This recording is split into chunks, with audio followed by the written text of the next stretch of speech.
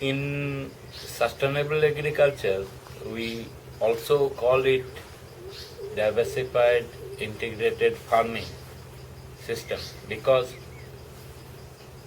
one of the main pillars of sustainable agriculture is increasing diversity, crop diversity. Over a period of time, we have made only few varieties and monocropping the order of the day. But as a result, the problem of fertility and problem of pest happens. And also the yield slowly goes down because the soil fertility is affected. So small farmers, also middle farmers, but small farmers especially, should try to go back to traditional system but improve that in according to scientific principles. When we apply the principle of diversity to home garden, to make it nutritionally more rich, to make it sure that we get all the nutrients necessary for human body health, healthy life. We look at the diversity principle in applied way. The diversity is partly by improving the crop mixing, and if it is shown in line rather than mixing all seeds, it is called intercropping, line intercropping. Sometimes it is called also companion cropping, meaning what kind of crop grows well with each other. The second principle is trying to look at crop rotations. Which crop follows which crop follows which crop. And sometimes we try relays. We try to not plow and make the soil lose the residual moisture. But when one crop is almost 80% finished, that is the time we introduce the second crop, so that it can continue and sometimes use the support of the previous crop to grow. So these three principles of intercropping, mixed intercropping, crop rotation and crop relay, they lead to crop diversity. For example, in a small home garden, if we apply the principle of the mixing or intercropping, suppose I have a 5 feet wide bed here, I will in the first line put about 3 tomatoes or brinjals, and in the second 2 in the middle, and then again 3, again 2.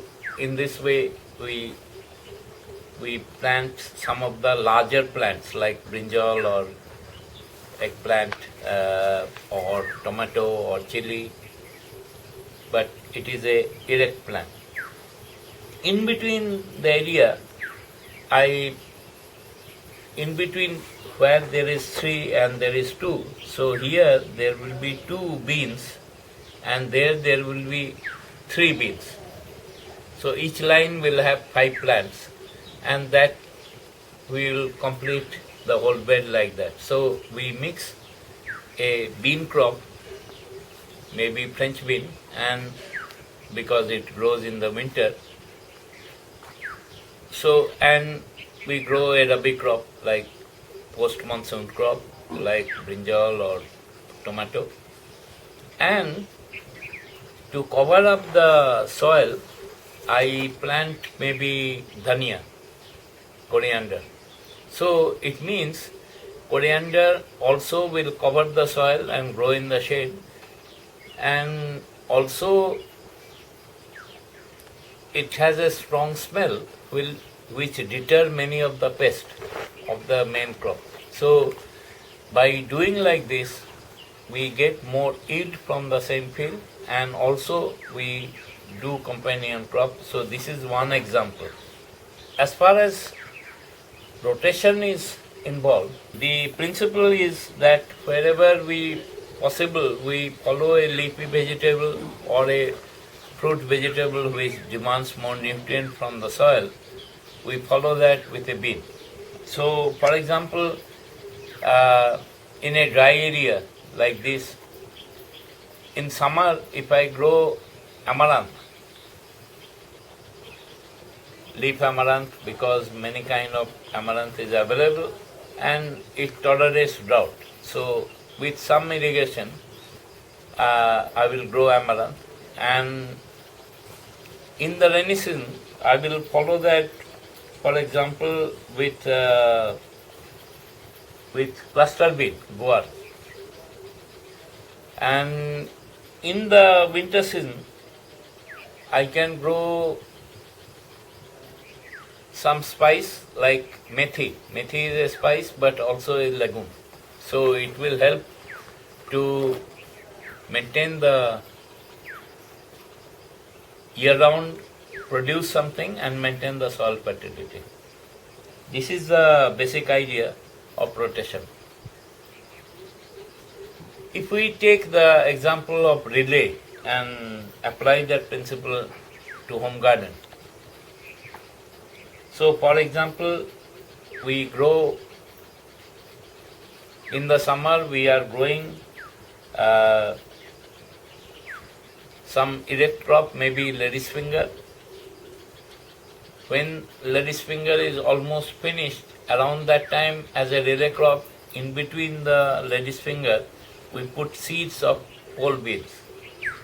So the pole bean is climbing on the lady's finger plant. And when both of this is finished, most of the crop residue is harvested and fed to the animals, and same time we grow maybe again tomato or chili in the field. So it is already, we are leaving some of the things, mulch, and so in between we just create space and plant the seedling, and we don't have to bother about the rest of the space. So these are examples of how we apply the principle of intercropping, of rotation, and of crop relays. If we go to a semi-irrigated small farm for market, which is different from home garden, because home garden we choose the plant mainly according to nutritional quality rather than market price. But suppose I had a 200 square meter or some land, and with some irrigation possible, I am growing some vegetables for selling in the market. So in summer season there may not be enough water to grow anything, or we will see. But rainy season, for example, we can grow makka, the maize or corn, and post monsoon season we can, in the time itself, we can intercrop the maize with some kind of bushweed, and later on in the winter season we can use any kind of climbing bean, or we can use a small bitter gourd climbing to use the maize as a maize plant as a support. If it was a vegetable system that I was growing only vegetables for selling in the market, so I can grow cowpea during summer, which is followed because cowpea tolerates the heat and little bit dryness. And then I followed it with a lady's finger. During the summer and late summer and rainy season, the lady's finger can remain in the field. And then in the winter season, post-monsoon season, I can grow brinjal or chili or tomato along with the kind of companion crop of coriander, as we were saying. So in this way, year-round we can do. So these are two ecosystems where we apply the principle of diversification. Third kind of ecosystem can be non-irrigated dryland ecosystem. So where it is only rain-fed. So in rain-fed agriculture, it is not possible to plow after one crop is finished because there is not enough moisture, and if we try to plow again in the early winter, we can lose much moisture. So the mixed cropping, intercropping system that we follow is, for example, if we have 1 bigha or whatever 300-400 square meter land, we plow it one time before the rains start, and then itself we grow 4-5 lines of any grain, for example sorghum, for example maize, for example pulse millet. So we grow some tall plants, 5 lines, and then we take some legume which is preferably little shorter than the tall plant. For example, we are using pigeon pea or can be guar also. Then, so 3 lines of guar, and then we go for 3 lines of any oil seed, for example sesame or Niger. These are oil seeds which tolerate dry situation, so we grow them. So we have, according to height, we have big, then little small, then little small. So we slowly come down, and then we have black gram or cowpea or some other kind of crop, and then we go opposite way. We have again the oil seed, so we have grains, we have legume, we have oil seed, we have again some vegetable or legume, and then again we are growing up. So one time we plant, we do the mirror image, opposite in the, and we try to see that the shade of the plant, tall plant, is not falling on the shorter plant. And this can be done by planting these crops along the east-west axis, sunrise-sunset axis. These kind of systems, we try to mix crops which have different root depth and different maturity period. So we have plants like pigeon pea which matures in 6-7 months. We have grains which mature in 3-4 months. We have cowpea which mature in 2-3 months. So same time we plant only one time, but we harvest 4 or 5 times. This is the principle which is followed in rain-fed agriculture. In the lowland rice system, naturally there is lot of diversity. Lot of weeds which grow with rice originally, traditionally, they are edible. So there are more than 25-30 kind of weeds. We can choose among them which one we want to keep and which one we... So these are, because rice system, lowland paddy system is a waterlogged system. One of the crops which we can grow on the bunds but spread in the rice is kolmi shak, that we call the kolmi shak, or Hindi kadamoa, or botanical name is Ipomia aquatica. So we can grow that, and in between the rice it can spread on the water from the bunds. On the bunds, depending on the situation, we can plant some other crop like pigeon pea or sometime other kind of grams which we can grow on the bunds depending on how much is the risk of total inundation.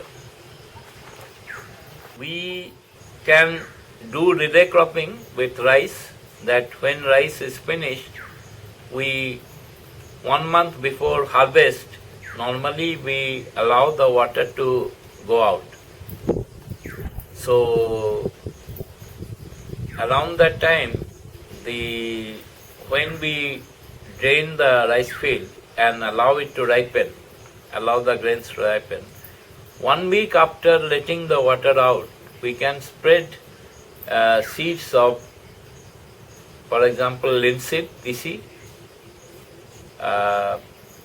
some kind of dal like kulti, some kind of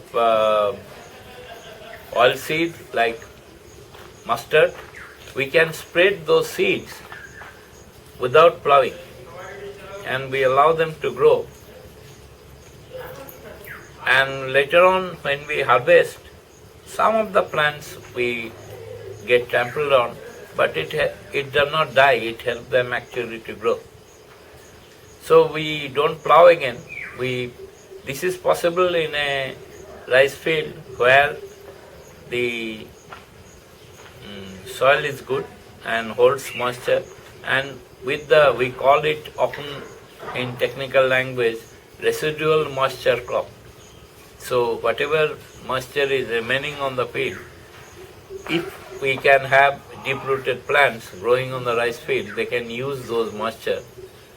So in summer, usually we grow only just before rice, we grow a green manure crop like maybe crotalaria or like maybe Sesbania aculeata or something like that. That grows only for 1 month, 6 weeks, and then we incorporate that in the soil to increase the organic matter content, and then we plant the rice.